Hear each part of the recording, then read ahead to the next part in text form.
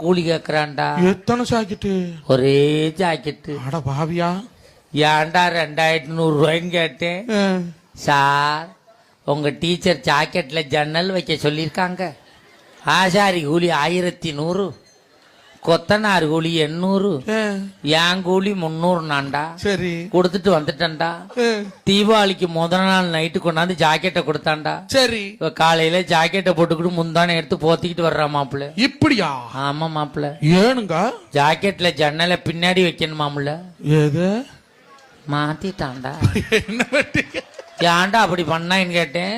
வாஸ்து சாஸ்திரப்படி ஜன்னல் அங்கேதான் சார் இருக்கணும் அப்படிங்கிறான்டா. மறுநாள் அதே டெய்லர் வீட்டுக்கு வர்றான்டா. ஏன்டா வந்தான்னு கேக்குறேன். மேடத்தை வர சொல்லுங்க சார், ஜன்னலுக்கு கொசுவல் அடிச்சு விட்டு போறேங்கிறானே.